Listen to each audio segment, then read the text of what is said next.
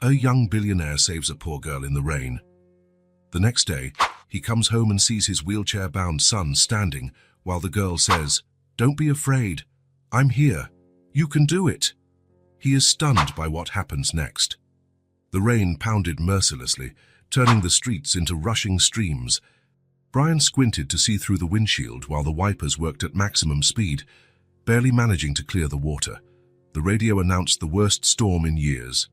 "Just a few more minutes," he murmured, exhausted after a long day at the office. Traffic crawled. Brian glanced at the clock, almost midnight. He had worked late, as he had been doing ever since the accident. Work was his refuge, a way to avoid the silence at home. His cell phone rang. It was Karen, the nanny. "Mr. Mitchell, everything's fine with Noah, but he's still awake. He seems uneasy because of the storm. I just wanted to know if you'll be long." "I'm on my way, Karen, maybe another 10 minutes. Hanging up, Brian thought about his son. Would Noah really be asleep, or just pretending the way he sometimes did? Since the accident, Noah lived in his own world. The doctors said it was normal, that trauma required time. But how much longer?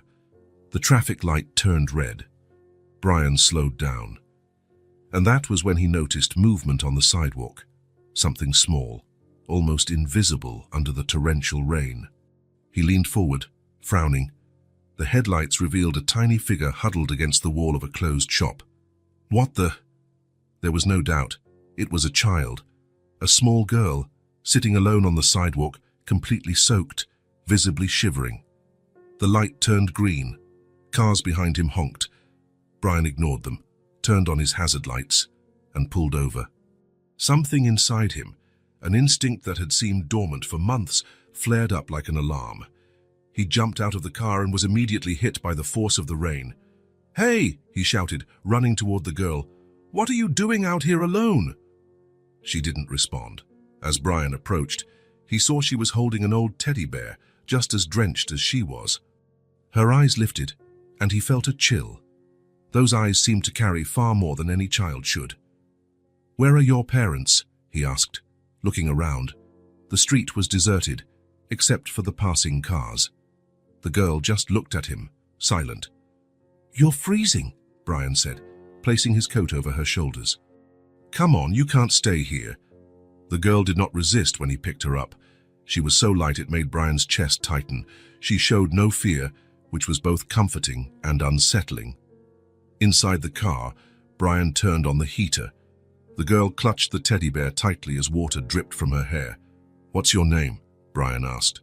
The girl hesitated. "Emily," she finally said in a low voice.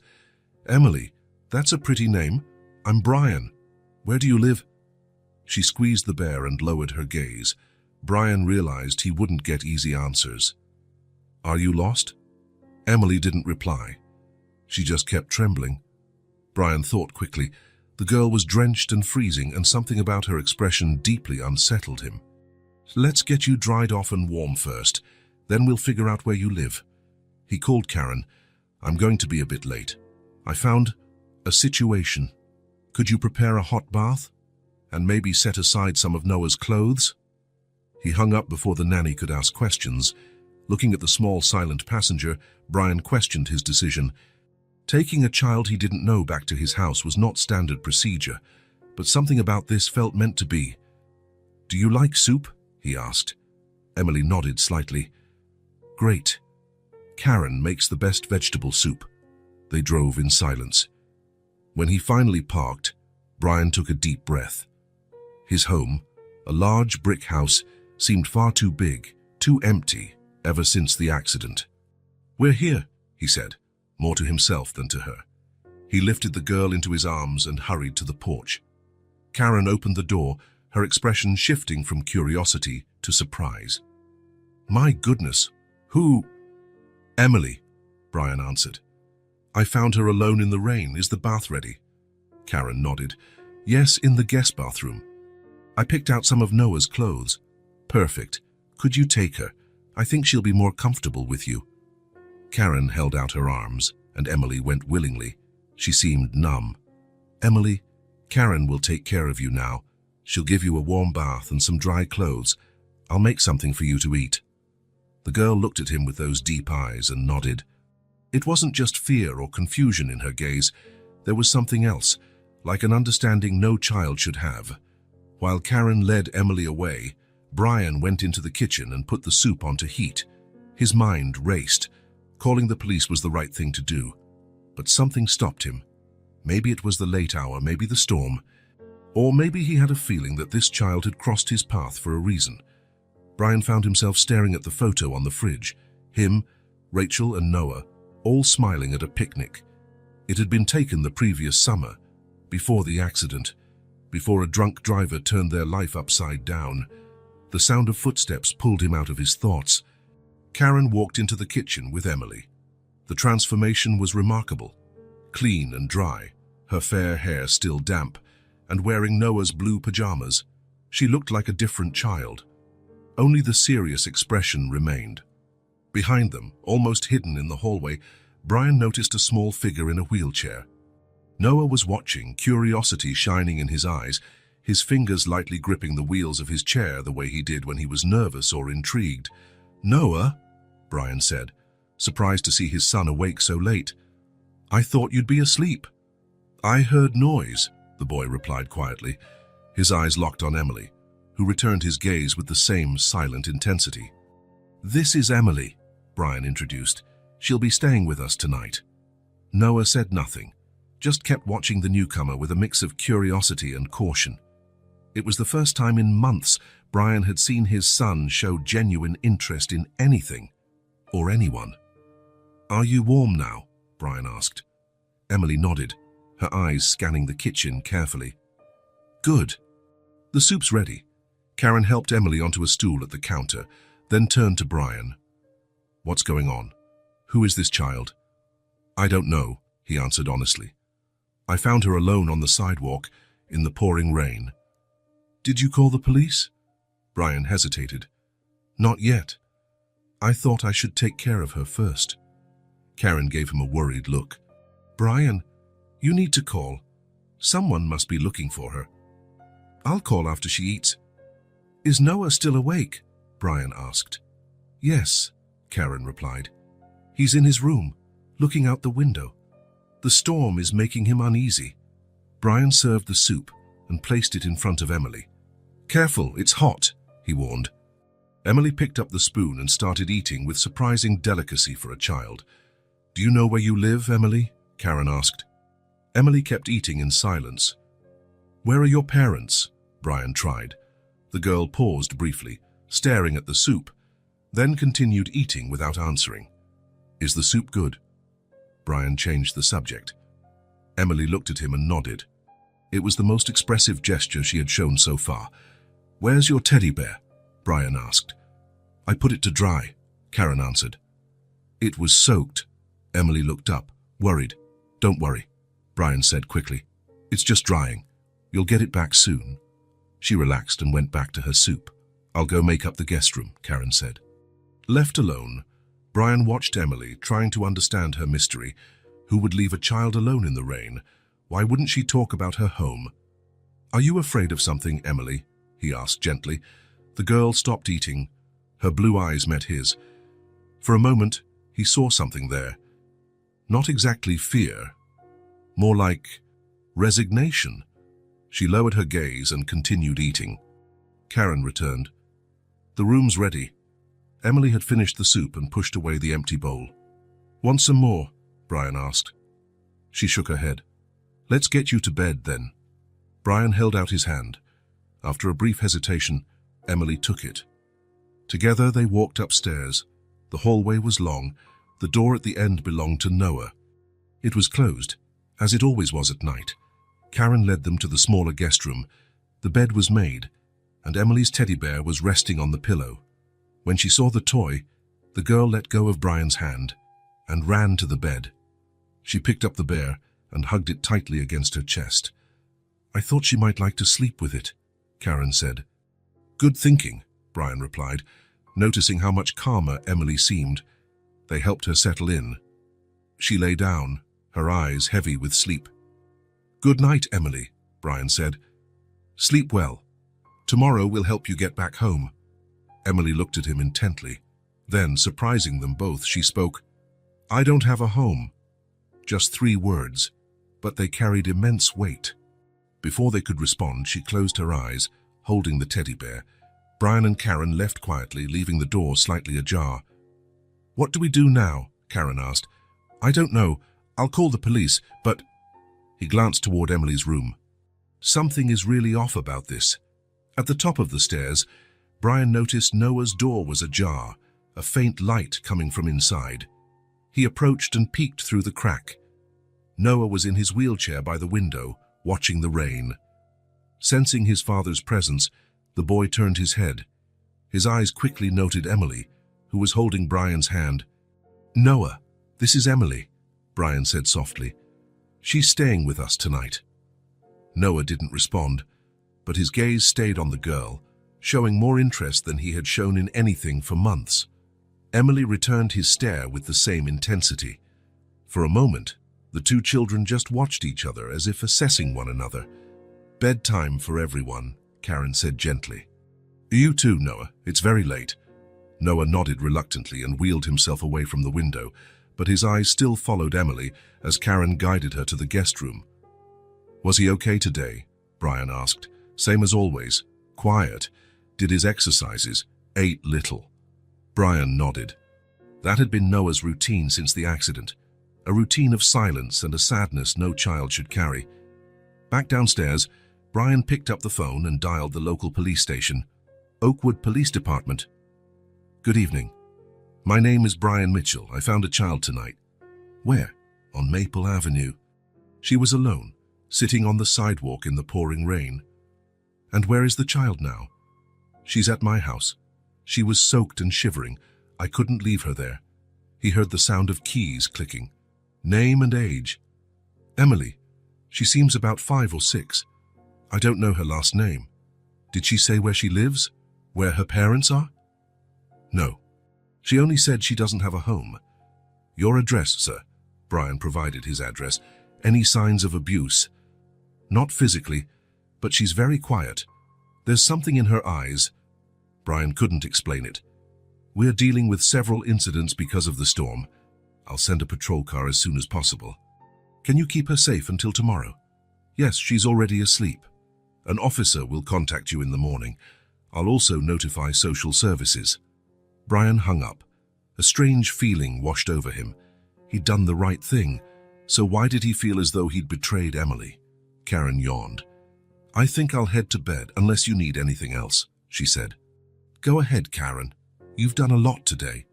Karen went to her room on the first floor. She had lived with them since Noah was born, becoming almost part of the family. After the call, Brian went upstairs again. Noah's door was shut now. He knocked softly. "Can I come in?" he asked.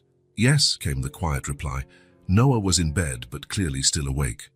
His eyes shone in the darkness, reflecting the hallway light. "Can't sleep?" Brian asked, sitting on the edge of the bed. Noah shrugged. "Who is she?" "Emily. I found her alone in the rain. She doesn't have a home." Brian looked at his son, surprised. Noah must have overheard the conversation. "It seems she doesn't," he answered honestly. Noah was silent for a moment. "She looks sad," he finally said. Brian nodded. It was the longest observation Noah had made in weeks. "Yes, she does. We'll try to help her, okay?" Noah nodded and settled under the blankets. Brian kissed his forehead. "Sleep well, son." As he left, Brian realized something had changed. Normally, Noah shut down whenever there was a visitor in the house. But with Emily, he seemed different. There was a silent connection between the 2 children, something Brian couldn't fully understand, but that, for some reason, gave him hope. He returned to his room and changed out of his wet clothes. Lying in bed, he thought about the strange turn his evening had taken. What would happen in the morning? Would the police find Emily's parents, or discover she really had no home? If that were the case, what would become of her? Brian turned over, unable to sleep. For some reason, he felt Emily hadn't crossed his path by chance. He felt she was connected to the emptiness in his home, to Noah's silence, to everything that had been broken in their lives. Outside, the storm was easing. The pounding rain became gentler, like a lullaby. Cradled by that sound, Brian finally fell asleep, dreaming of blue eyes that held secrets and of possibilities he hardly dared admit to himself when awake. Morning arrived with a soft light filtering through the curtains. The storm had given way to a clear sky, as if all the cloud's fury had been just a distant nightmare. The house was quiet, except for the sounds coming from the kitchen, where Karen was preparing breakfast. Emily woke early. For a few seconds, she lay still in bed, trying to recall where she was. The room was cozy, unlike any place she had slept before. She hugged her teddy bear tightly, and then remembered the night before. The rain, the kind man, the big house, the boy in a wheelchair who watched her with sad, curious eyes. She got up slowly, still wearing the borrowed blue pajamas. She picked up her teddy and left the room, her bare feet barely making a sound on the hallway floor. She went downstairs cautiously, following the smell of pancakes and the low music coming from the kitchen. Karen had her back turned to the door, stirring something on the stove. Emily stood there quietly, unsure whether she should go in. "Good morning," said Karen without turning around, as if she had eyes on the back of her head. "Did you sleep well?" Emily nodded, then realized Karen couldn't see her. "Yes," she replied softly. Karen turned, smiling. "That's good. You must be hungry. Would you like some pancakes?" Emily nodded again, more emphatically this time. Her stomach growled, as if replying on her behalf. "Sit right there," Karen indicated, pointing to the kitchen table already set with colorful plates and a glass of orange juice. "Brian and Noah should be down soon." Emily did as she was told, climbing onto a chair with some effort.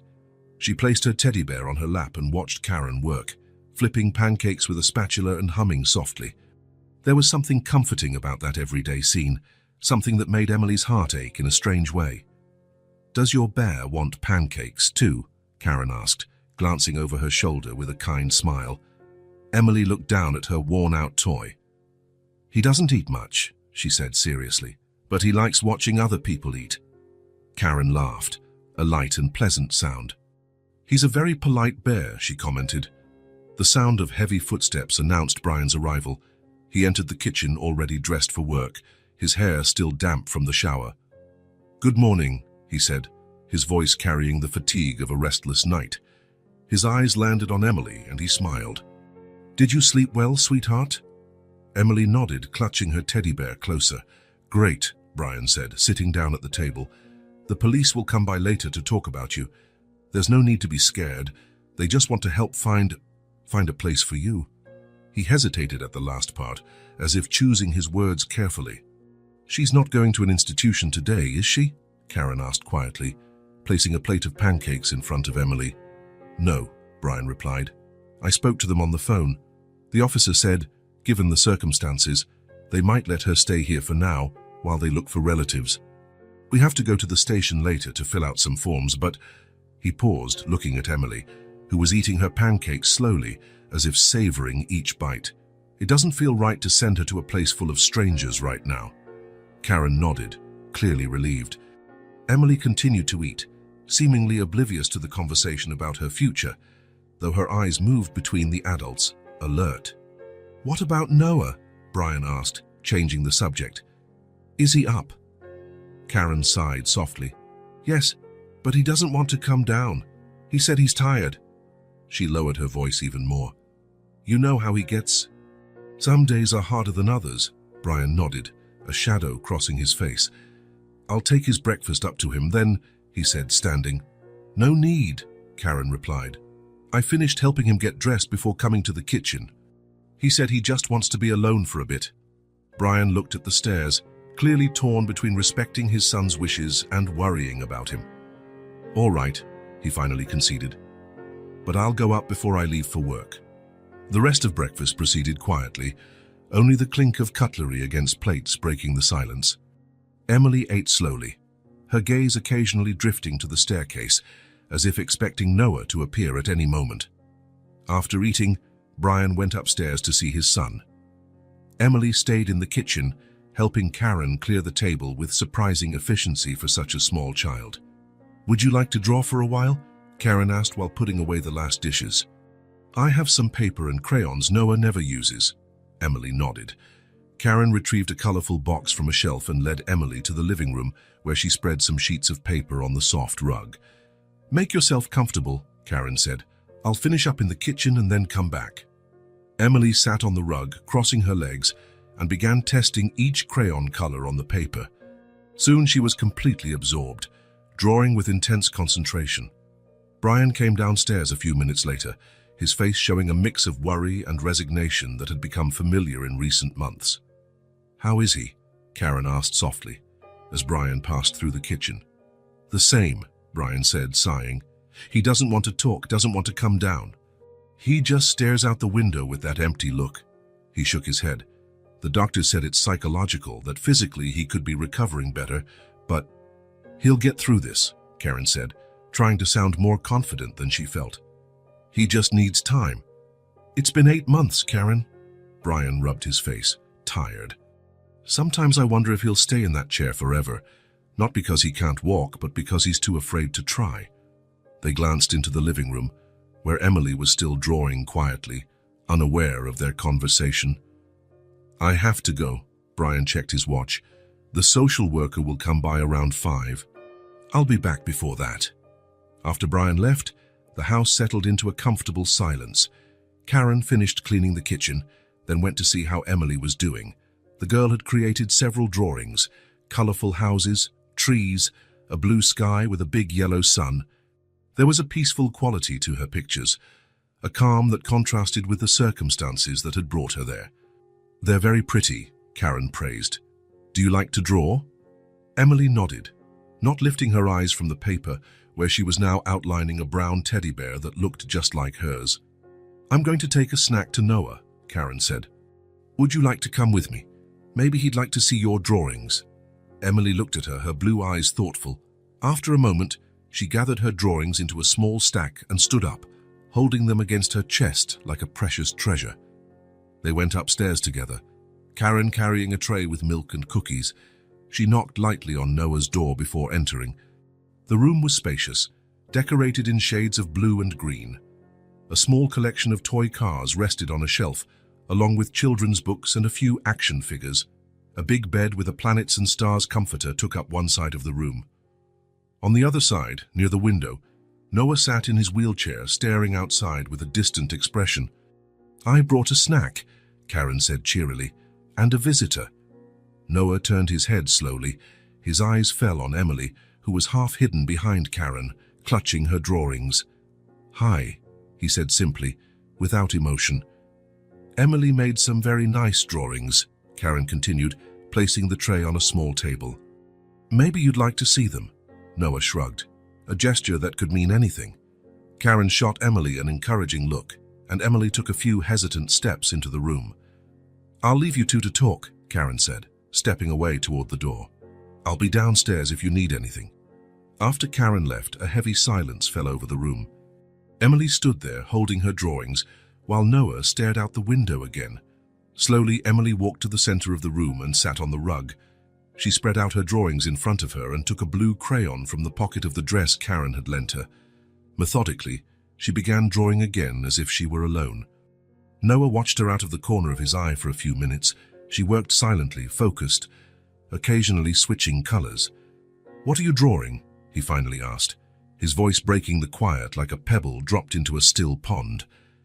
Emily held up her sketch so he could see a house with a big tree beside it and 2 small figures under the tree. Who are they? Noah asked, pointing to the figures. Emily shrugged, as if the question didn't really matter. She set the drawing aside and took another blank sheet of paper, then slid it across the floor toward Noah. A silent invitation. Noah looked at the blank paper, then at Emily. He made no move to pick it up. Emily went back to her own drawing, creating new lines, crafting a colorful world in which she seemed to lose herself completely. Occasionally, she looked at Noah and patted the rug next to her, inviting him once more. The morning went on that way, in a sort of silent communication only children seem able to sustain. Emily drew several new worlds on the rug, while Noah watched from his chair, refusing to join but also unable to completely ignore her. Karen came up a few times to check on them, surprised each time to see Noah still in the room with Emily. Usually, after a few minutes with any visitor, he asked to be left alone.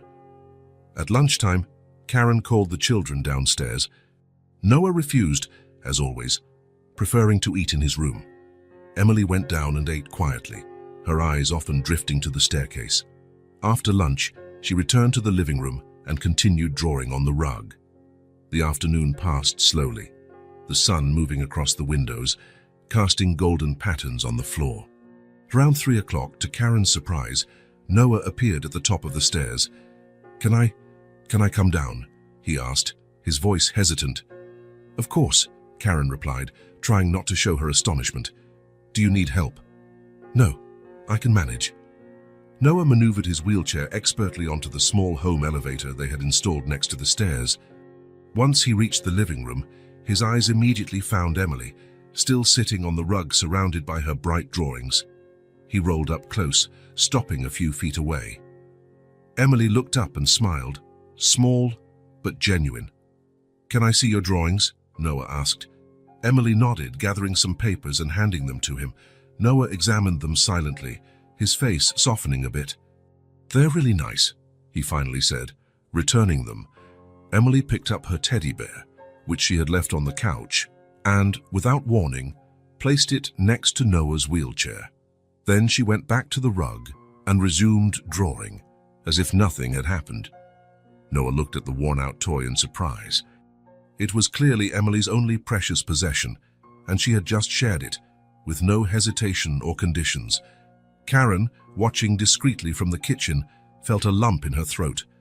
There was something deeply significant in that simple gesture. The girl who had nothing offering her only treasure to the boy who seemed to have everything, but had lost the most important thing. The afternoon went by in quiet companionship. Noah stayed in the living room, close to Emily, occasionally commenting on her drawings or just watching her work. He never tried to pick up the teddy bear, as if understanding it wasn't truly his, but a temporary gift of company. At 4:30, Brian came home from work, surprised and touched to find Noah in the living room. "Hey, champ," he said, trying not to show how much that simple change meant to him. "How was your day?" "Normal," Noah replied with a shrug, but his eyes were more alive than they had been in months. The social worker, a middle-aged woman named Mrs. Roberts, arrived promptly at 5. Brian greeted her and explained the situation, while Karen prepared snacks in the kitchen. Emily continued drawing, seemingly oblivious to the importance of the visit. The conversation in the dining room was formal but productive. Mrs. Roberts asked questions about Emily, about how Brian had found her, about the previous night. She took notes in a small notebook, occasionally glancing at the living room where Emily was now showing something in one of her sketches to Noah. "Given the circumstances," Mrs. Roberts finally said, "we can consider a temporary placement while we investigate further. There are procedures, of course, forms, an official home visit, background checks." "We'll do whatever is necessary," Brian said without hesitation. "She can stay with us as long as needed." Mrs. Roberts nodded, seeming satisfied. "She seems to be adapting well," she said, looking into the living room, "especially with your son." "Yes," Brian agreed, following her gaze. "It's odd, but somehow it feels right for her to be here." As the social worker was getting ready to leave, Emily stood from the rug and walked to Noah. They exchanged a few words the adults couldn't hear. Then, to everyone's surprise, Emily picked up the teddy bear, placed it on Noah's lap, and went upstairs. "Where's she going?" Mrs. Roberts asked, surprised. "I'm not sure," Brian answered, equally puzzled. Noah looked at the teddy bear in his lap, an odd expression on his face. Not exactly happiness, but something akin to resolution. A few minutes later, they heard footsteps on the stairs. Emily returned, carrying something in her hands. She walked straight over to Noah, her face serious and determined. "Why are you always sitting in that chair?" she asked, her clear voice cutting through the room's silence. Noah went rigid, his face closing off as if a door had slammed shut. The bear slipped slightly on his lap, but he didn't seem to notice. "Don't you like to play?" Emily pressed, stepping closer until she was right in front of him. He answered, his voice thick with long-suppressed emotions. "As if I can't even walk anymore." There was so much pain in those words, so much repressed anger and frustration that the room felt suddenly colder. Brian took a step forward, ready to intervene, but Mrs. Roberts gently placed a hand on his arm to stop him. Emily did not step back. Instead, she held out her hand, her eyes shining with a serene certainty that seemed out of place in such a small child. "Don't be afraid. I'm here. You can do it." Noah stared at her outstretched hand as if it were something from another world. His gaze held disbelief, but also, for the first time in months, a spark of something Brian hardly recognized: hope. Slowly, as if guided by a force he didn't fully understand, Noah placed the teddy bear on the seat of his chair and gripped the armrests. Emily didn't move, her hand still extended, her eyes locked on his, radiating unwavering confidence. With visible effort, Noah began to stand up. His legs trembled under his weight, not from physical damage — the doctors had always said his main block was psychological — but from the deeply rooted fear that had kept him confined to that chair long after his injuries had healed enough for him to walk again. His hands gripped the chair so tightly his knuckles turned white. His face was taut with the strain, not just physical but emotional, the strain of confronting the fear that had consumed him since the accident. Inch by inch, he rose. His legs still trembled, but they held. He was standing. Brian felt his heart stop. Tears sprang to his eyes before he could hold them back, blurring his vision. His knees gave way, and he fell to the floor, though he barely noticed the impact, his mind overwhelmed by shock and emotion. "Noah," he whispered, voice breaking. The boy turned his head slowly, as if afraid any sudden movement might break the spell. His eyes met his father's, filled with surprise, fear, and a joy so intense it was almost painful. "Dad," he said, voice small and trembling, "I'm standing." Brian crawled across the floor to his son and wrapped his arms around Noah's legs, openly sobbing. Noah wobbled a bit but stayed upright, one hand still gripping the chair for balance, the other hesitantly touching his father's hair. Emily took a step back, watching with a calm expression. There was no surprise on her face, only a steady certainty, as if this was exactly what she had expected all along. Karen covered her mouth with her hands, tears sliding silently down her cheeks. Mrs. Roberts watched with wide eyes, her professional demeanor momentarily forgotten. "This is extraordinary," the social worker murmured, and it was. In that ordinary living room, on an ordinary afternoon of an ordinary day, something truly extraordinary had happened. A barrier that had seemed impenetrable had been broken, not by doctors or therapists, but by a small girl with eyes too old for her age and unshakable faith. Brian remained kneeling, clutching his son's legs, his body shaking with sobs. Noah, still standing, trembled with the effort but did not fall, and his eyes, for the first time in many months, were not empty. There was fear, yes, but also something else, a new beginning, a promise, the first ray of sunshine after a long and dark night of storms. In the waiting room of the doctor's office, Brian held Noah's hand firmly. The boy fidgeted in his wheelchair, his fingers tapping against the armrest. Since that extraordinary moment in the living room 2 days ago, when he stood up for the first time in months, something had changed. "Do you think Dr. Weber will be surprised?" Noah asked, looking at his dad. Brian smiled, ruffling his son's hair. "I think he'll be very happy. Almost as happy as I am." Dr. Weber was a pediatric neurologist who had been seeing Noah since the accident. At every appointment, he tried to convince the boy that his condition was mostly psychological, that his tests showed enough physical recovery for him to attempt walking again. But Noah always withdrew, refusing even to consider it. Until Emily showed up. The door to the office opened, and a nurse smiled at them. "Noah Mitchell, Dr. Weber will see you now." The office was bright and welcoming, decorated with children's drawings on the walls. Dr. Weber, a middle-aged man with a kind smile, stood to greet them. "Noah, Brian, great to see you," he said, shaking Brian's hand and winking at Noah. "How are things?" "Doctor," Brian began, struggling to control the emotion in his voice. "Something incredible happened. Noah stood up." The doctor's eyes widened, looking from Brian to Noah. "Is that true?" he asked, bending down to Noah's eye level. Noah nodded, a small smile playing on his lips. "I managed to stand up. By myself." "That's wonderful, Noah." The doctor didn't hide his surprise and delight. "What made you try?" Noah was quiet for a moment, as if considering the question. "Emily," he finally answered. "She said I could do it." "Emily?" "A girl who's staying with us," Brian quickly explained. "It's a long story." Dr. Webber nodded without pushing for more details. "Well, shall we do some tests then? See how much you can do now." The tests were simple. The doctor asked Noah to try standing again, holding onto the examination table. Brian helped him into position, and with visible effort, Noah stood up. His legs trembled, but he managed to stay upright for almost half a minute before needing to sit down again. "Impressive," Dr. Webber murmured, taking notes. "Really impressive." He ran a few more exams, checking reflexes, sensitivity, and muscle strength. Noah cooperated, a newfound determination shining in his eyes. When they finished, the doctor sat back in his chair, smiling at father and son. "Noah, what happened is extraordinary but not unexpected.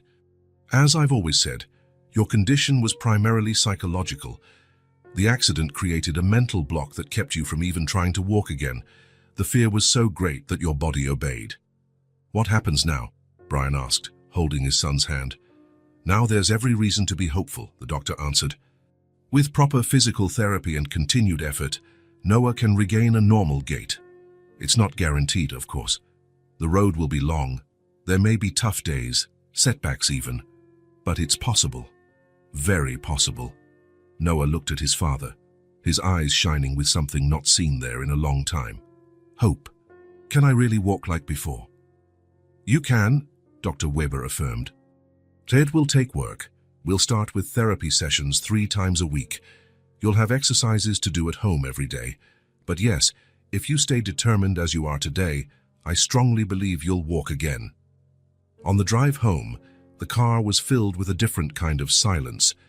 Not the heavy, sad silence that usually followed medical appointments, but a light silence, full of possibilities. "Dad?" Noah said, staring out the window. "Yes, son? I want to try walking a bit today, in the yard. Will you help me?" Brian felt his throat tighten. "Of course, champ. We'll give it a try." When they arrived home, Emily was on the porch with Karen, drawing in a notebook. Seeing the car, she looked up, her blue eyes alert. Noah asked his father to help him out of the car, leaving the wheelchair in the trunk. Brian complied, his heart racing. It was the first time Noah had requested that.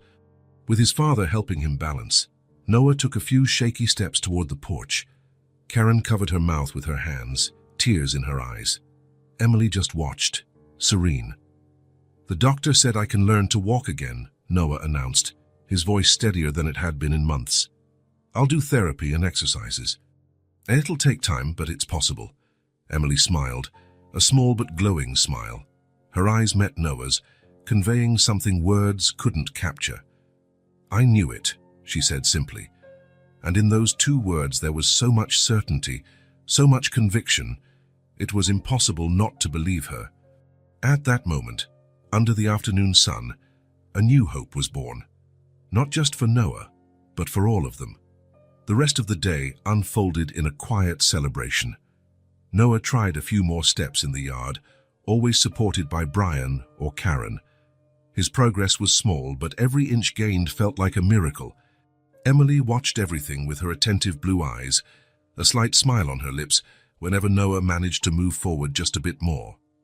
When evening came, Karen prepared a special dinner. The table felt livelier than it had in months. Even Noah joined in the conversation, talking about the exercises the doctor had recommended. Brian watched his son with eyes shining with pride and hope, a look Karen hadn't seen since before the accident. It was during dessert that Karen noticed something odd. Emily, usually quiet but observant, seemed distant. Her cheeks were flushed, and she had barely touched her chocolate pudding, normally her favorite. "Emily, are you okay?" Karen asked, gently touching the girl's forehead. "You're warm." Brian looked worried. "Let me see." He touched Emily's forehead as well. "Feels like you have a slight fever." Emily sniffled, and only then did they notice her red nose. "I'm fine," she muttered, but her voice sounded a bit hoarse. "I think you caught a cold," Brian said kindly. Not surprising after that heavy rain, Karen stood up quickly. "I'll make you some tea with honey, and we still have that children's cough syrup in the bathroom cabinet." Noah watched Emily with obvious concern. "Are you going to be sick for a long time?" he asked. Emily shrugged, small and tired. "I don't know."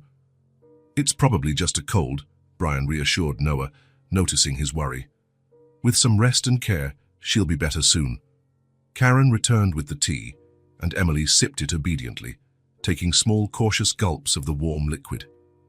"I think you should go to bed early tonight," Brian suggested. "Rest will help." Emily nodded without protest, another sign she wasn't feeling well. Normally, she tried to stay up longer, drawing or just being near Noah while he watched a movie. Brian lifted her in his arms and carried her to the bedroom. Karen followed with the thermometer and the syrup. Noah remained at the table, looking thoughtful as he watched them go upstairs. In the bedroom, Brian helped Emily change into pajamas while Karen prepared the medicine. The thermometer confirmed a fever of 100.8 Bati, 38.2. Mild, but still concerning. "It's just a cold," Karen reassured, carefully measuring the dose of syrup. "But we'll take good care of you." Emily took the medicine without complaint, then lay down, letting Brian tuck her in. Her eyes, usually so vivid and alert, were now dull with fatigue and fever. "I'll stay until you fall asleep," Brian said, sitting on the edge of the bed. Emily closed her eyes, only to be interrupted by a soft cough. Karen brought a glass of water, which she sipped in small gulps. "Thank you," she murmured, her voice small. There was a sound at the door, the distinctive squeak of wheelchair wheels on the wooden floor. Brian and Karen looked over, surprised to see Noah there. "Noah?" Brian asked. Noah entered the room, skillfully maneuvering his chair. On his lap was his favorite blanket, the one with planets and stars he'd had since he was little. He rarely let it leave his own bed, treating it almost like a protective talisman. "I brought this," he said, extending the blanket to Emily. "It's warm. It always makes me feel better when I'm sick." Emily looked at the blanket, then at Noah, a surprised expression softening her pale face. "I hope you get well soon," Noah continued, his voice low but resolute. "I want to play with you." For a moment, no one spoke. Brian felt a lump in his throat, and Karen pretended to fuss with something on the bedside table to hide her tears. Emily took the blanket and clutched it to her chest, her eyes meeting Noah's. "Thank you," she said, a faint smile on her feverish lips. Noah nodded, satisfied, then backed his chair away. "Good night," he said, heading toward the door. Brian looked at his son, a wave of love and pride nearly overwhelming him. This was the Noah of before, the gentle, caring boy who had seemed lost after the accident. Somehow, Emily, with her quiet presence and inexplicable faith, was bringing him back. Once Emily finally fell asleep, Brian tucked Noah's blanket around her, noticing how she held it tightly even in slumber. That simple piece of cloth, loaded with meaning and affection, seemed more powerful than any medication. Emily's fever didn't subside overnight. In fact, it rose slightly, worrying Brian enough to call the pediatrician first thing in the morning. The doctor assured him it seemed like a common cold, but recommended careful observation and suggested bringing Emily in for a visit if the fever lasted more than 2 days. Karen prepared a light soup for lunch and took it upstairs on a tray. Emily managed only a few spoonfuls before leaning back against the pillows, exhausted by the simple effort of eating. She slept most of the afternoon, still clinging to Noah's blanket. Noah spent the day alternating between his strengthening exercises and frequent trips to Emily's room to check on her. Though she slept most of the time, he would sit quietly in his wheelchair by her bed for a few minutes, watching her breathe before leaving silently. By late afternoon, the fever dropped a little. Karen applied cool compresses to Emily's forehead and gave her another dose of medicine. The girl woke up, her blue eyes clearer and more alert than they had been that morning. "How do you feel?" Karen asked, helping her sit up. Better, Emily replied, her voice still hoarse but stronger. Do you think you can eat a bit more? I made vanilla pudding. Emily's pale face lit up slightly. Yes, please. While Karen went down to get the pudding, Brian appeared at the door, back from work. He had left early, worried about the little girl who was ill. Hey, sweetheart, he said, entering the room. Karen says you're feeling a bit better. Emily nodded, sitting up against the pillows. Noah's blanket slipped a little, and she pulled it back up. Do you like Noah's blanket? Brian asked, sitting on the edge of the bed. It's warm, Emily replied. And it smells like Noah. Brian smiled. It was such an innocent observation, yet so profound. Children notice things adults often overlooked. It was a very special gesture of his, Brian commented. He doesn't lend that blanket to anyone, not even me or Karen. Emily smiled gently, her fingers tracing the printed planets on the fabric. The social worker called today, Brian said after a moment. The temporary guardianship process is moving along. Soon you might be able to stay with us officially, at least for a while. Emily looked at him, her large, serious eyes on her small face. Do you want me to stay? She asked directly. The question caught Brian off guard. There was so much maturity in those 5 simple words. At first, he admitted, choosing honesty, when I found you out in that storm, I only planned on letting you stay for one night.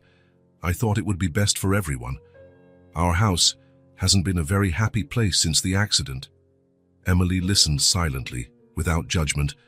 But then, Brian continued, his voice softening, you brought something into this house that I thought we'd never see again. Something no amount of money could ever buy. What? Emily asked, curious. My son's smile, Brian said, feeling emotion tighten his throat. I don't know how, Emily, but you reached him in a way none of us could for months. You brought him back to us. Emily looked down, gazing at the blanket as if absorbing his words. So, yes, Brian concluded, I really do want you to stay with us. The silence that followed wasn't awkward. It was the kind of silence that comes when important truths are shared, a necessary space for the words to find their place. Emily, Brian began gently, you've never told us about your life before, about your family. The girl kept her eyes on the blanket, her fingers going still. You don't have to talk if you don't want to, Brian added quickly. But sometimes sharing sad stories makes them a little lighter. Emily took a deep breath, a soft sound that carried a heavy burden for her small shoulders. I lived with my mom, she began, her voice barely above a whisper. In lots of different places. Brian nodded, encouraging her to continue. We had an apartment first. It was small but nice. My mom put flowers on the windows. Her eyes were distant now, seeing a past Brian could only imagine. Then my dad found us. He used to yell a lot. He'd hit my mom. She paused. Sometimes he hit me too. Brian felt his heart tighten. How much pain had this small girl already endured? One night my mom took our things and we ran away. After that, we never stayed in one place for long. It was always just a bit longer, Emily, and then we'd leave again. She spoke with a simplicity that made the story even more heartbreaking. There was no self-pity in her voice, just the plain facts of a reality she had accepted. Sometimes we slept in shelters, other times on stairwells or park benches if it was warm. My mum always said she'd find a good job and we'd have a real home again. Emily looked out the window, where the sky was beginning to darken. Last winter was really cold. My mum started coughing. She said she was fine, but she wasn't. One night we slept under a bridge. She hugged me to keep me warm. Emily's voice faltered a little. In the morning, I tried to wake her, but she wouldn't wake up. Brian felt tears burning in his eyes. He wanted to scoop Emily into his arms, to shield her from a world that had already taken so much from her.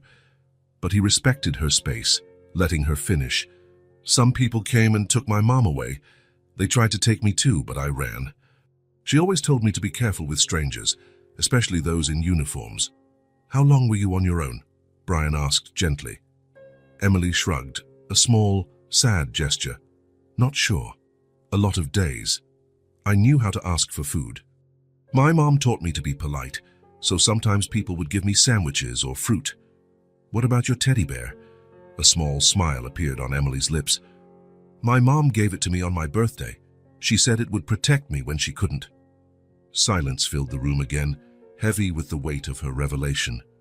Brian tried to imagine this tiny girl, alone on the streets for weeks, maybe months, carrying only a teddy bear as a link to a lost love. That rainy night, Emily continued, it was so cold. I thought maybe... She hesitated. Maybe I'd see my mom again. Brian couldn't hold back his tears any longer. They slid silently down his cheeks as he held Emily's hand. Then you showed up, she finished, looking at Brian with those eyes that seemed to hold all the world's wisdom and pain. Just then, Karen appeared at the door carrying a tray with pudding. She paused, sensing the intensity of the moment. I'll come back later, she whispered. Brian shook his head. No, it's all right. Emily needs to eat to get strong. Karen entered and set the tray on the bedside table, glancing curiously between them. I'll let you eat, Brian said, standing up. Rest some more. Call us if you need anything.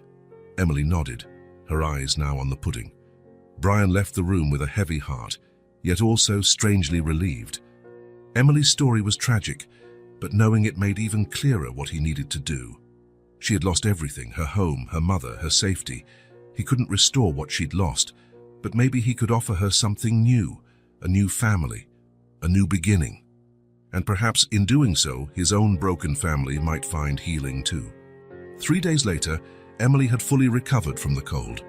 Her cheeks had regained their color, and that quiet yet constant energy was back. During her recovery, Noah stayed by her side whenever possible, bringing her books, sharing his favorite cartoons on the tablet, or simply keeping her company. The social worker, Mrs. Roberts, had returned for a follow-up visit. She was visibly impressed by Noah's progress. He could now stand for several minutes and even take a few tentative steps with crutches. More impressive was his change in behavior. The withdrawn, silent boy had become more talkative, his eyes shining with a determination that hadn't been there before. The temporary guardianship process is almost complete, she told Brian after her visit. Emily can officially stay with you for the next 6 months, while we continue searching for relatives. If none are found during that time... She paused meaningfully. Could we request permanent custody? Brian finished, hardly daring to voice the hope that had been growing in his heart. That would be a possibility, Mrs. Roberts confirmed, but let's not rush. 6 months is a long time. Brian nodded, understanding her caution. But as he observed the 2 children through the living room doorway, Noah trying to balance on crutches while Emily sketched on the rug, occasionally looking up to give him a smile, he knew time wouldn't change what he felt. Emily was already part of them. It was a Saturday morning, and the sun poured generously through the living room windows. Karen had gone out to visit her sister, who lived in a nearby town. Brian worked on his laptop at the kitchen table, occasionally glancing at the children in the living room. Noah's therapist had progressed him from crutches to a cane in recent days. The physical therapist, who visited 3 times a week, was impressed by Noah's rapid improvement. It's more mental than physical, he'd explained to Brian. Noah's muscles have always been capable of supporting him. What was missing was the confidence, the will to try. Now Noah was practicing walking circuits around the living room with his cane. Emily sat on the couch, counting aloud as he completed each lap. 16, 17, watch the rug, 18. Noah was sweating, his face taut with effort, but there was a determined sparkle in his eyes that Brian hadn't seen since before the accident. 19, 20, Emily exclaimed, clapping her hands. Noah stopped, leaning heavily on the cane but smiling proudly. I did it, he panted. 20 laps. I only did 17 yesterday. You'll get stronger every day, Emily said with that serene certainty that seemed far too mature for her age. Noah limped over to the couch and sat down beside her, breathing deeply as he rested his legs. They were silent for a moment, Emily doodling in her notebook while Noah watched. What are you drawing? He finally asked. Emily turned the notebook for him to see. It was a simple but expressive sketch. 2 children holding hands in front of a big house, with a tall man beside them. That's us, she explained. You, me, and your dad. Noah studied the drawing for a long moment, his fingers lightly tracing the figures. "It looks like a real family," he said quietly. Emily regarded him with those penetrating blue eyes. "It could be," she replied simply. Noah looked at her, a hint of vulnerability in his expression, as if he wanted to say something important but feared rejection. "I really like you, Emily," he finally blurted, the words rushing out. "I wish you were my sister." "For real?" The silence that followed felt significant. Brian, who had stepped into the kitchen doorway to check on them, froze. He didn't want to interrupt that moment, but he also couldn't bring himself to leave. Emily looked at Noah, her face serious yet soft. "I like you a lot too," she replied. "I've never had a brother before." "It's good," Noah said, sounding more confident now. "We can do stuff together. I'll teach you to ride a bike when my legs get better, and we can play video games. Have you ever played video games?" Emily shook her head. "I'll teach you, then," Noah promised enthusiastically. "It's really fun, and you can teach me how to draw." "Your pictures are so good." Brian felt a lump in his throat. It had been so long since he'd seen Noah like this, excited, talking about the future with hope instead of resignation. It was as if a light had turned on inside the boy, a light that had gone out the night of the accident. He slipped away quietly, returning to the kitchen table. The tears on his cheeks were, for once, the tears of joy rather than pain. The rest of the morning passed peacefully. Brian made sandwiches for lunch, and they all ate together on the back porch, enjoying the pleasant sunshine. Noah talked about a book he was reading, and Emily listened intently, her eyes hungry for details of a normal life she'd never known. "Do you think I can go back to school soon?" Noah asked, looking at his dad. "If you keep progressing like this, I don't see why not," Brian replied. "Maybe not full days at first, but we could start with a few classes." "Can Emily come too?" The question caught Brian off guard. It was something he'd thought about, of course, but hadn't yet discussed fully. "Emily's never been to school," Noah explained, noticing his dad's hesitation. "She told me her mom taught her things at home, but she's never sat in a classroom with other kids." Brian looked at Emily, who kept her eyes lowered, a slight blush coloring her cheeks. "Would you like to go to school, Emily?" he asked gently. She lifted her gaze, a mix of hope and apprehension in her eyes. "Can I?" "Of course you can," Brian answered, feeling his heart clench at the simplicity of her question. How many basic things most children take for granted had been denied to Emily. "As soon as the temporary guardianship paperwork is finalized, we'll enroll you. Maybe you and Noah can even attend the same school." Emily's face lit up with a smile so radiant it completely transformed her usually serious features. For a moment, Brian glimpsed the child she might have been, happy, carefree, if life hadn't been so harsh. In the afternoon, Noah's physical therapist came for his session. He was a young and energetic man named Mark, who had a knack for turning exercises into games. This time, he brought a large ball. "We'll work on balance today," he explained, placing the ball on the living room floor. "You're going to sit on it and try to keep your balance while I count to 10. Noah eyed the ball apprehensively. "Won't I fall?" "I'll hold you at first," Mark assured him. "Then we'll reduce the support as you gain confidence." Emily, who usually just observed these sessions, approached. "Can I help?" she asked. Mark smiled. "Sure, you can stand on the other side and cheer Noah on. Sometimes having someone rooting for you makes all the difference." Emily positioned herself where Mark indicated, her eyes fixed on Noah with that characteristic intensity. "You can do it," she said simply. The session was a success. Noah managed to balance on the ball for increasingly longer intervals, always with Emily in front of him, sometimes counting out loud, sometimes just smiling in quiet encouragement. Mark seemed impressed not only by Noah's progress, but also by the dynamic between the two children. "You make a great team," he commented at the end of the session. "Emily, you have a knack for this. Maybe you should consider becoming a physical therapist when you grow up." Emily blushed, clearly pleased by the compliment. After Mark left, Noah was exhausted but satisfied. He refused the wheelchair, preferring to use his crutches to get to the couch, where he collapsed with a tired sigh. "I'm sore all over," he admitted. "But it's a good pain."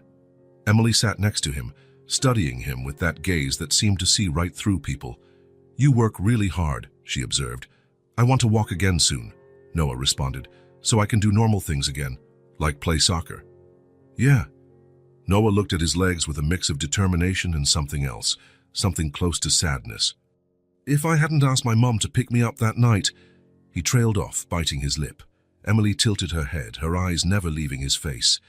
"You think it was your fault? The accident?" Noah didn't answer immediately. When he did, his voice was so soft Brian, passing by the hallway, almost didn't hear. "If I hadn't called her to come get me earlier at my friend's house, if we'd left 5 minutes sooner or 5 minutes later." Brian stopped in his tracks, his heart clenching. He had never heard Noah speak about the accident this way. Therapists had hinted at a possible guilt complex, but Noah always clammed up whenever the subject came up. "It's not your fault," Emily said with such conviction her words practically carried physical weight. "It was the man who ran the red light." Noah looked at her, surprised. "How do you know?" "You talk in your sleep," Emily answered simply. "And your dad told Karen some things." At that, Brian entered the living room, unable to just stand by. He approached the couch and sat beside Noah. "Emily's right," he said gently. "You were never to blame, Noah."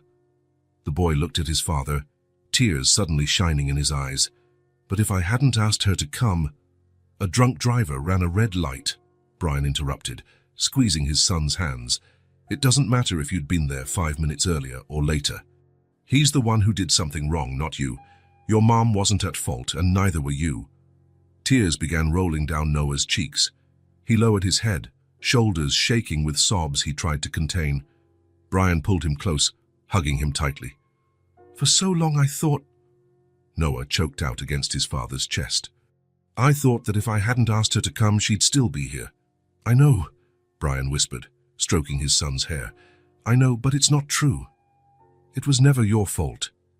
Emily watched the scene quietly, her big eyes solemn. After a moment, she reached out and gently touched Noah's arm. "Your mom loved you," she said. "She'd be happy to see you walking again." Noah looked at her through his tears, then nodded slowly.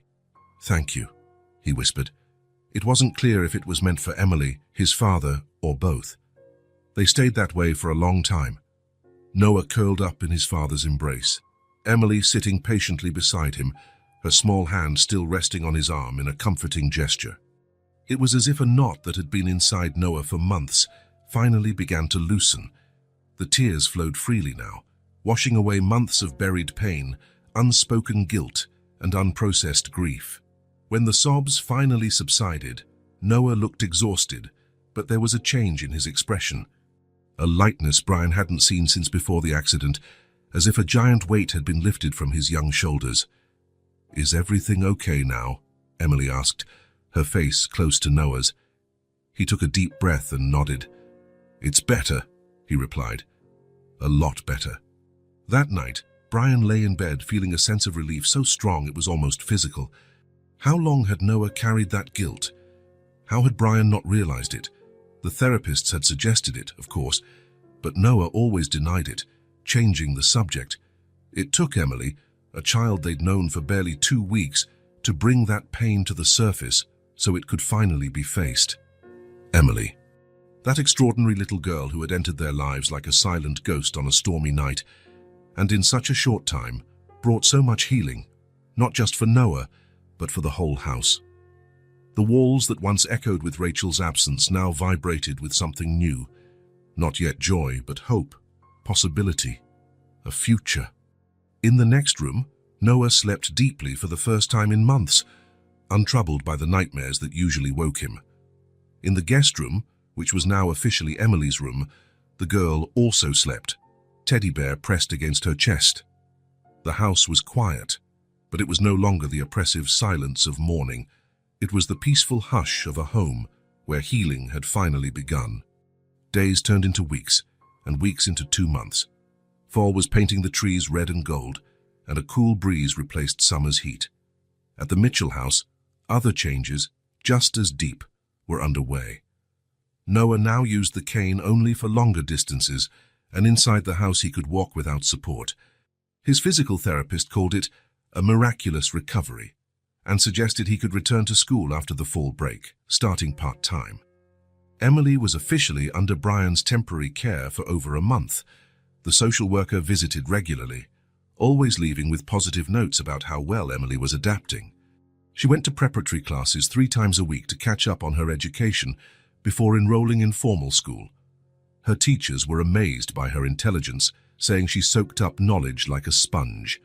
The house, once a place of oppressive silence, now brimmed with life again, occasional laughter, dinner table conversations, even small arguments.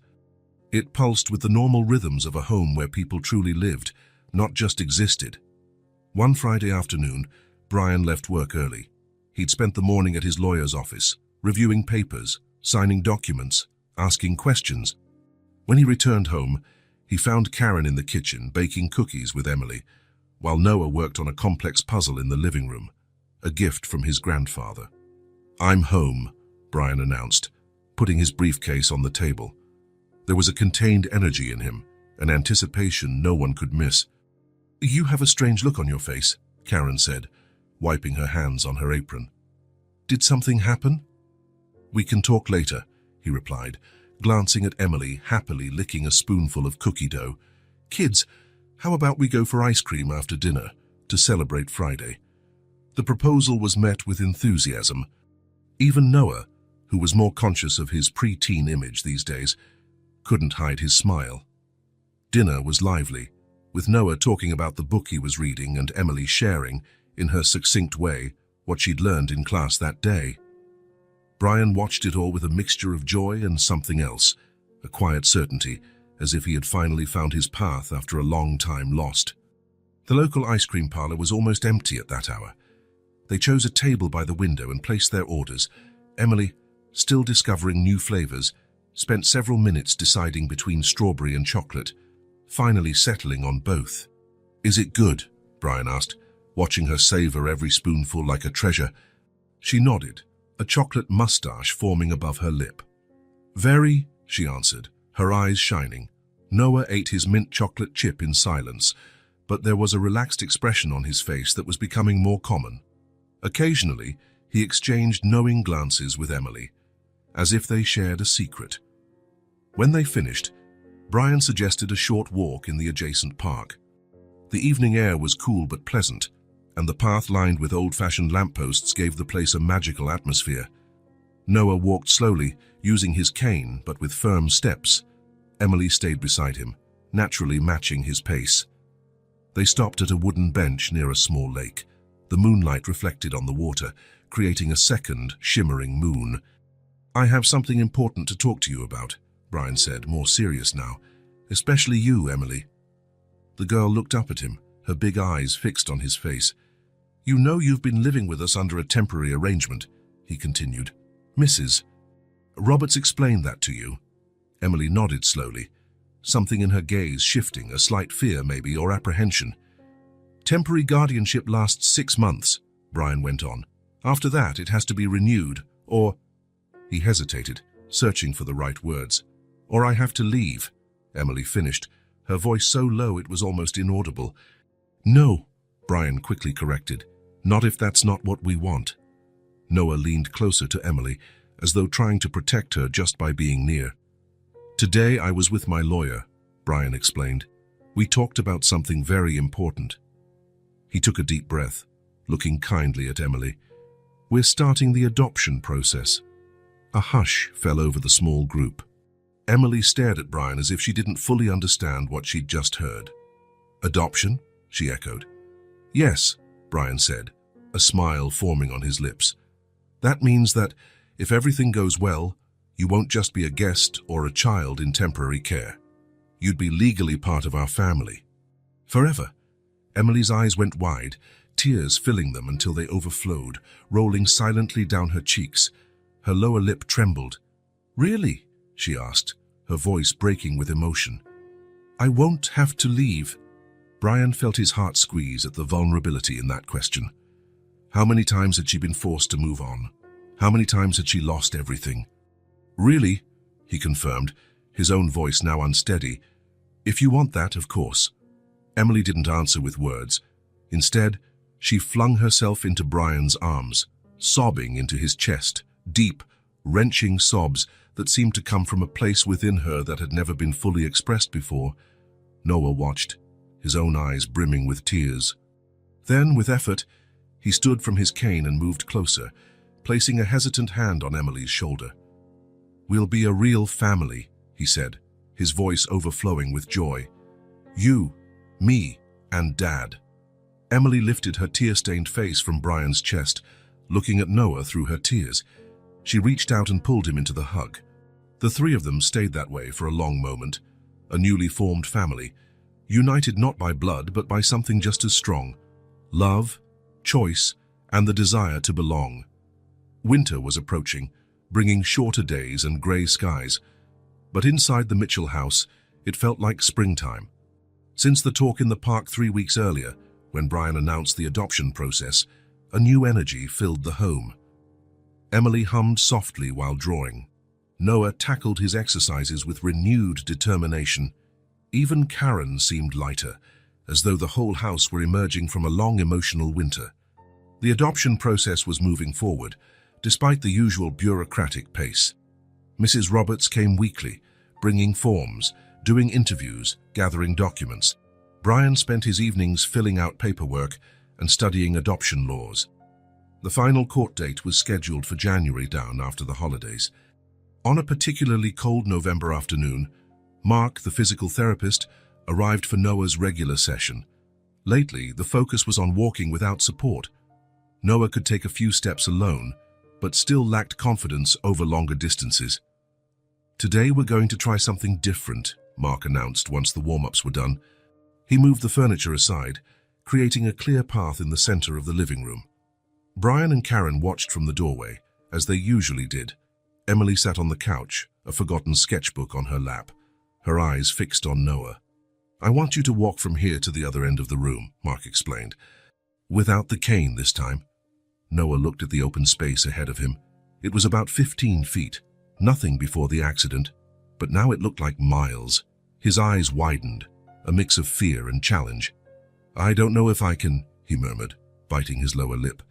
"It's too far without support." "That's why we'll do it a bit differently today," Mark said encouragingly.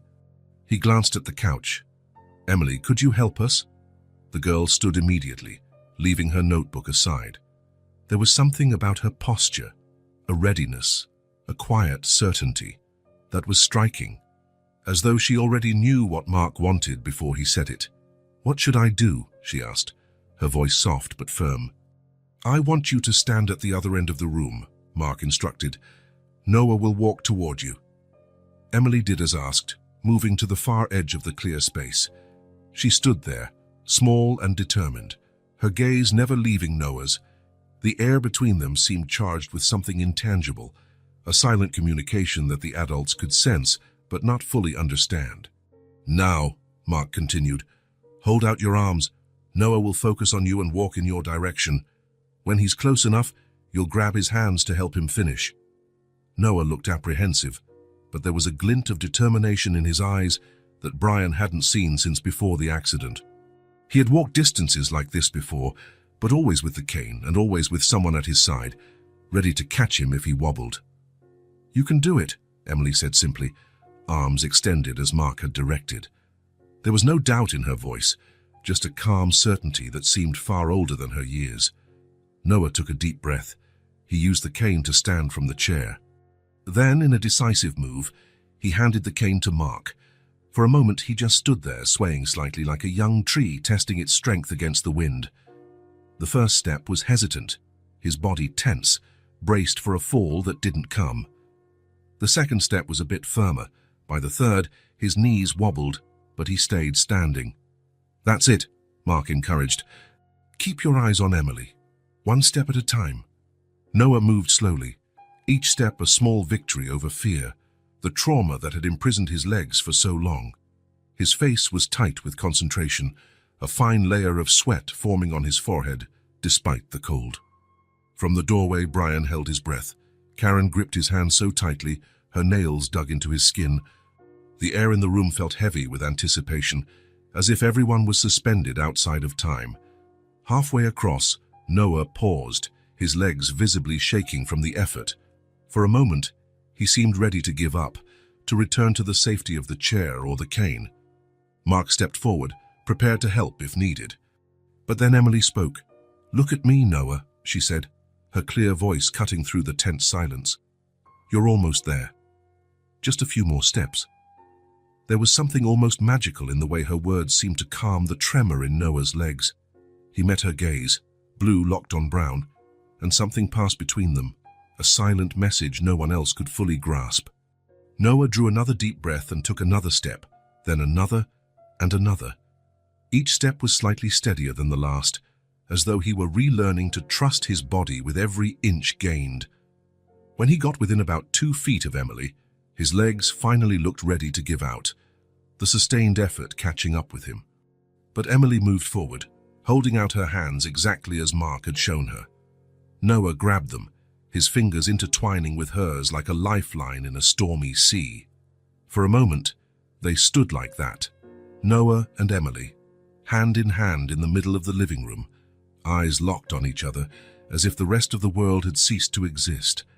Then Noah's face broke into a smile so radiant, so full of genuine joy, that it seemed to light up the entire room. It was the smile he had once worn, the smile Brian feared he might never see again. "I did it," Noah whispered, disbelief in his voice. "I really did it." It was as though a dam had burst. Brian felt tears roll down his cheeks before he realized he was crying. Beside him, Karen was sobbing openly, one hand covering her mouth. Even Mark, always so professional, had misty eyes. "I told you you could," Emily exclaimed, her own smile reflecting Noah's, her blue eyes shining with a mixture of joy and something that looked a lot like pride. Then Noah did something that surprised everyone. Still clutching Emily's hands, he took one more step forward and hugged her. It was an awkward embrace, his legs still unsteady, his balance fragile. But it was a hug, the first he had initiated since the accident. Emily hugged him back, her small arms around his waist, firm enough to help him keep his balance, gentle enough to show how much this moment meant to her, too. Brian approached, unable to just watch. He wrapped his arms around both children, tears flowing freely now. "I'm so proud of you," he whispered, voice thick with emotion. So proud." They stayed that way for a long moment, a small circle of love and triumph in the middle of the living room. Mark and Karen looked on in respectful silence, witnesses to a daily miracle, the kind that unfolds not with fanfare or heavenly lights, but with hesitant steps and intertwined hands. When they finally pulled apart, Noah was panting, his legs trembling from the sustained effort, but his eyes shone like newly lit stars. It wasn't just physical exhaustion. It was the emotional release of finally leaving behind a burden too heavy for him. "I think that's enough for today," Mark said, bringing over the cane. "You've exceeded all expectations, Noah." Noah accepted the cane, but he held it differently now, not as a permanent necessity, but as a temporary support, something that would soon be just a memory of harder times. "Next week," he said determinedly, glancing at Emily, "I'll walk around the entire block." Emily smiled, that serene, wise smile that seemed beyond her years. "I know you will," she said simply, and somehow no one in the room doubted her. That night, after the children went to bed, Brian remained in the dimly lit living room, gazing out the window at the stars that peeked through winter clouds. He thought about miracles, not the grand ones described in religious books, but the small ones that happen daily, when broken people begin to heal, when impossible steps are taken, when love emerges in the most unexpected places. He thought of Emily, that little star who had fallen into their lives on a stormy night, illuminating everything that had been dark. Somehow, this girl who had lost it all was helping them find what they thought was lost forever. And for the first time in a long while, Brian felt genuine hope for the future, not just for Noah, but for all of them. An unlikely family, bound not by blood but by something perhaps even stronger. The choice to walk together, one step at a time, holding each other's hands through storms and sunshine alike. Spring had arrived, bringing flowers, longer days, and a sense of renewal. At the Mitchell household, That feeling was even more intense. Noah was almost walking without his cane, except for longer distances. His doctors talked about a remarkable recovery, though there was still a road ahead. The adoption process continued its slow march through court dates, interviews, and endless paperwork. Brian navigated that bureaucratic sea with patience, knowing every form, every visit, every evaluation brought them closer to the final goal, making Emily an official part of the family. Emily was thriving. She had started attending regular classes at school since January, impressing her teachers with her intelligence and eagerness to learn. At home, she was more talkative, more expressive, though she retained that calm, steady aura she'd had since day one. One April afternoon, the phone call came. Brian was in the kitchen, getting dinner ready with Karen while the children worked on homework at the dining table. "Mr. Mitchell, this is Mrs. Roberts." The social worker's voice sounded different, lighter, almost excited. "Yes, Mrs. Roberts. Any news?" Brian tried to sound casual, but his heart sped up. Calls from her usually meant more documents, more requirements, more waiting. "I have very important updates," she said. "Actually, two. First, Emily's biological father has been located and taken into custody." Brian felt a chill run through him. Though he knew from Emily's stories the man was dangerous, the official confirmation was unsettling. "Arrested?" he repeated, lowering his voice so the children wouldn't hear. "Yes, for armed robbery and assault. The sentencing isn't final yet, but he'll be behind bars for quite a while." Brian processed the news, conflicting emotions roiling inside him, relief that the man no longer posed a threat to Emily, sadness for the harsh reality she'd faced, and a small, shameful sense of relief that this would likely help the adoption process. "And the second piece of news?" he asked. "The judge has finally approved the adoption process," Mrs. Roberts announced, clear satisfaction in her voice. With her biological father in prison and no other relatives found, she granted full adoption. "We only need one final hearing to formalize it, but that's basically a formality now." Brian felt his legs weaken. He leaned against the kitchen counter, momentarily unable to speak. "Mr. Mitchell, are you still there?" "Yes," he managed at last. "I'm just taking this in. This is amazing." "I know," Mrs. Roberts said gently. "In all my years as a social worker, I've rarely seen a case where a child fits so well into a new family. Emily needed you, and it seems you all needed her." After discussing a few practical details and scheduling the final court date for the following week, Brian hung up. Karen, who had overheard part of the conversation, looked at him expectantly. "It's official," he said, voice trembling with emotion. "Emily will be ours, legally." Karen let out a small cry of joy and hugged him. Brian returned the embrace, tears of happiness silently slipping down his cheeks. "We have to tell them," Karen said, stepping back. Brian nodded, wiping his eyes. They went to the dining room, where Noah and Emily were focused on their books. Noah was scribbling in a notebook, his tongue sticking out in concentration, while Emily read a hefty volume, her blue eyes darting across the pages with fascination. "Kids?" Brian called softly. "We have some news to share." Both looked up, curious. "I just spoke with Mrs. Roberts," he began, his voice catching slightly. "The adoption, it's been approved. Officially." For a moment, neither child moved. Time seemed to stand still in the bright, spring afternoon. "That means," Noah was first to speak, eyes wide. "It means Emily is now officially part of our family," Brian finished. "Forever." Emily sat very still, her huge eyes locked on Brian as if trying to confirm it was real. "Forever?" she finally asked, voice barely above a whisper. "Not just temporary." "Forever," Brian repeated, kneeling so he was at eye level. "You're a Mitchell now. Officially." Slowly, Emily's face began to transform, like a dawn breaking. First a sparkle in her eyes, then a tremble in her lips, and finally a smile so bright it seemed to fill the entire room. Noah, who was getting more mobile by the day, stood up without help. He walked over to Emily, a little hesitant but steady, and did something unexpected. He knelt beside her and wrapped her in a tight hug. "Now you're really my sister," he said, his voice brimming with joy. Emily hugged him back, her thin arms holding his neck tightly. Brian and Karen joined them, forming a circle of interlaced arms and hearts. In that moment, something was made whole again in the Mitchell home. The circle broken by the accident and the loss of Rachel was mended, not the same as before, never that, but in a new, unexpected, and perfectly right way. Outside, the spring sun lit the garden where newly planted flowers were beginning to bloom.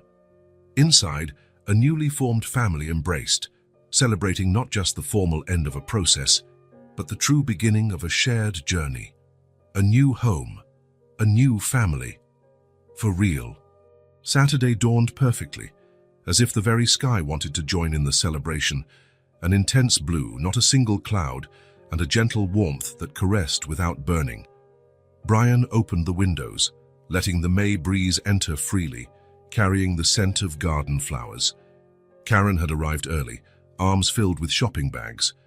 In the week since the adoption was finalized, she had been secretly planning a party. A celebration, she told Brian, not only for Emily's official adoption, but also for Noah's remarkable progress. 2 new beginnings, she said, arranging colorful treats on trays. Both deserve to be celebrated. The living room looked transformed. Colorful balloons floated near the ceiling, tied in clusters at varying heights. Paper streamers in shades of blue and green, Noah's favorite colors, and pink and yellow, Emily's favorites, formed arches on the walls. A handmade banner with large, bright letters proclaimed, "Celebrating New Beginnings." On the main table, a feast of sweet and savory snacks awaited every child's dreams. Cupcakes decorated with sugar stars, bright cookies, heart-shaped biscuits, fun-shaped mini sandwiches, and 2 cakes in the center, one small and round, covered in chocolate icing with Noah's name on it, and another square with white frosting and pink sugar flowers bearing Emily's name. "Maybe I overdid it?" Karen asked, obviously proud of her work. Brian looked around, a wave of gratitude so strong it nearly overwhelmed him. "It's perfect," he said, his voice thick with emotion. "Absolutely perfect." At 2 o'clock sharp, the doorbell began to ring. The guests arrived. Mark, the therapist who had helped Noah so much, Mrs. Roberts, looking more relaxed and smiling now that she wasn't on an official visit. A few of Brian's colleagues, 2 of Noah's school friends he hadn't seen since before the accident, and Emily's teacher, charmed by the quiet but bright girl. The children were upstairs getting ready. Brian had bought new outfits for both, a light blue dress with small embroidered flowers for Emily, and a shirt and slacks for Noah, who insisted he look nice, as he put it. When they finally came down, there was a moment of admiring silence. Emily, normally so reserved, glowed in her new dress, her hair adorned with a small flowered headband. Noah followed her, leaning slightly on his cane but with determination on his face and a smile that brightened his eyes. "Surprise!" everyone shouted when the kids entered the room. Emily's eyes widened at the sight of the decorations, the treats, the stack of gifts on a side table. Noah let out an exclamation of delight, moving faster to greet his friends, who were openly surprised to see him walking. The afternoon flowed in a series of perfect moments. Children playing in the garden, with Noah watching most of the time from his wheelchair, occasionally standing with help to take a few steps. Each one met with cheers and applause. Emily, initially shy around so many people, soon relaxed, especially after her teacher showed her a new book she'd brought as a gift.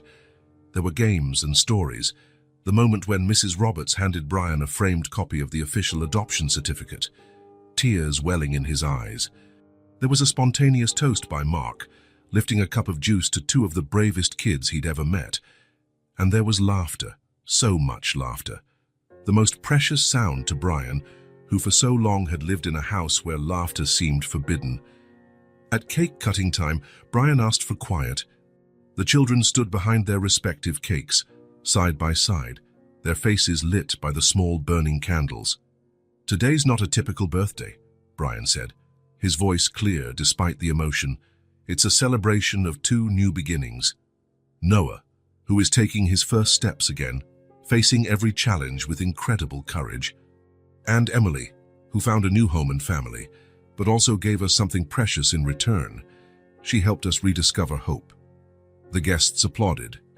Noah, in a spontaneous gesture, put his arm around Emily's shoulders. She smiled that rare, luminous smile that transformed her solemn face completely. "Make a wish," Karen instructed. "Then we'll blow out the candles together." The children closed their eyes, their faces earnest with concentration. When they opened them, they shared a conspiratorial look. 1, 2, 3. Noah counted. Together, they blew out the candles, the tiny flames snuffed amid applause and cheers. The party went on until dusk, with children and adults enjoying every moment. When the last guest said goodbye, the house was a happy mess of gift wrap, deflated balloons and crumbs of cake. Emily and Noah, exhausted but radiant, fell asleep early, each in their own room but with doors open, a habit they'd developed as if to make sure the other was always close by. 2 new beginnings, Brian murmured to himself, tucking Emily in with a light blanket and adjusting Noah's pillow. And one for all of us. A year had passed, a year of small and large victories, of challenges overcome, of a family growing stronger day by day. The calendar now read late spring, almost summer. The city park was at its peak, lush trees, vivid flowers, a calm lake where ducks glided lazily. Brian spread a checkered blanket on the soft grass, choosing a spot with partial shade, perfect for a family picnic. From the wicker basket Karen had prepared before leaving to visit her sister, he pulled out sandwiches, joie, fruit, homemade cookies, and a bottle of juice. "Dad, look!" Emily's excited voice came from across the field. She was on the swings, her now longer fair hair flying in the breeze as she pumped higher and higher. "I'm almost touching the sky," Brian grinned, watching the girl who, just a year ago, barely spoke above a whisper. Emily still retained some of that calm maturity she'd had from the start, but now she also radiated a spontaneous joy, a lightness only children who feel truly safe can show. "Be careful not to really fly away," he called back, feigning concern. Emily laughed, that clear sound still making Brian's heart clench with gratitude. Beside him, Noah walked slowly across the grass, his steps still a bit tentative but strong. He no longer used a cane for short distances, though he kept it handy for longer walks. "She's not scared of anything," Noah commented, watching his sister soar higher. "I think she's had enough fear for a lifetime," Brian replied, draping an arm around his son's shoulders. "Same as you." Noah smiled, leaning slightly into his father. At 13, he was showing signs of adolescence, a taller frame, a voice that occasionally cracked, a bit of awkwardness about public affection. But today, on this perfect sunny day, he seemed relaxed, content to just be a boy enjoying a family picnic. "Emily, Noah." "Time to eat," Brian called, finishing the picnic setup. Emily jumped off the swing with a graceful leap and dashed over. Noah followed at his own pace, steady but cautious. Reaching the blanket, he sat with a satisfied sigh, stretching his legs. "Tired?" Brian asked. "A little," Noah admitted. "But it's that good kind of tired, the one that means I'm getting stronger." Brian nodded understandingly. Noah's therapy sessions had tapered to once a week, and he was attending school full-time now. His friends had adapted to his new reality, and though he couldn't play soccer as before, he'd discovered other interests: chess, photography, and recently swimming, which the doctor recommended to strengthen muscles without impact. "Can I take a picture of you guys?" Noah asked, picking up the camera he'd received on his last birthday. Photography had become a passion for him, a way to document his new life and capture the beauty and joy he'd once thought he'd never feel again. Brian and Emily drew closer, smiles at the ready. The click of the camera froze the moment. Emily with cookie crumbs at the corner of her mouth, Brian's arm around her shoulders, sunlight forming a golden halo around them. "Now it's your turn," Brian said, taking the camera from Noah. The siblings posed side by side. Noah draped an arm across Emily's shoulders. She rested her head against his. There was a harmony between them that surpassed words, a bond Brian watched every day with wonder. "Say family," Brian prompted. "Family," they chimed in unison, grins lighting up the frame. The picnic continued in a comfortable mix of conversation and companionable silence. Emily talked about her school project on stars, her eyes shining with enthusiasm. Noah showed off recent photos, including a striking shot of the sunset from his bedroom window. After they ate, Noah lay down on the blanket, gazing at the occasional clouds drifting across the blue sky. "That one looks like a dragon," he said, pointing. Emily joined in, lying next to him.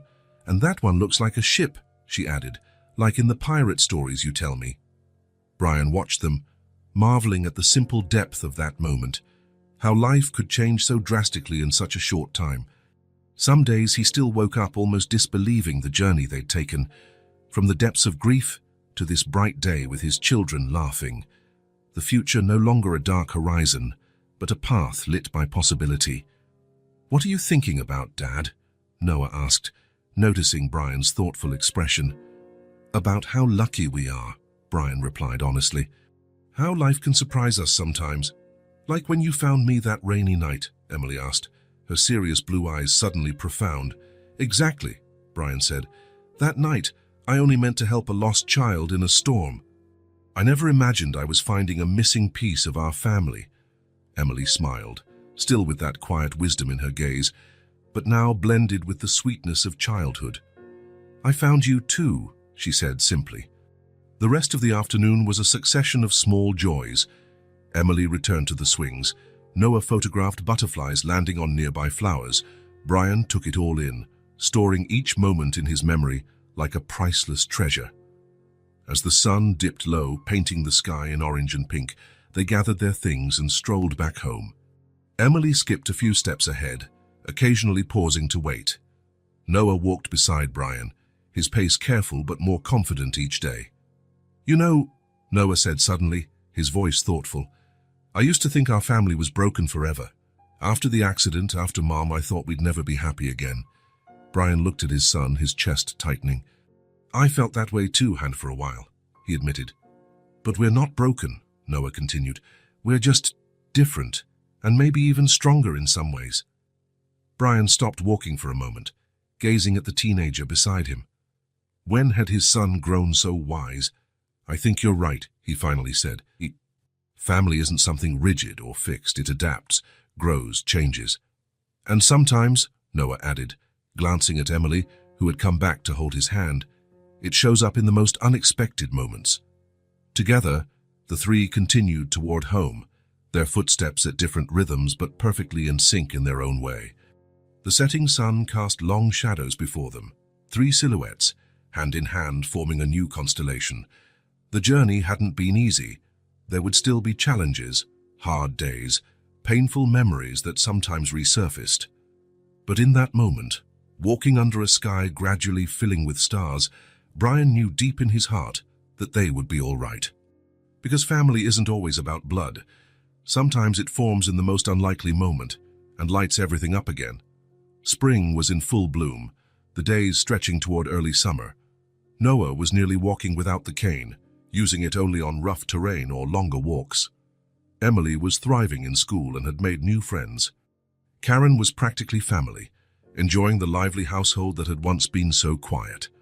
And Brian found himself waking each morning with a sense of gratitude he'd never known before. Life was not perfect. There were still echoes of the past, fleeting moments when sadness threatened to darken the horizon.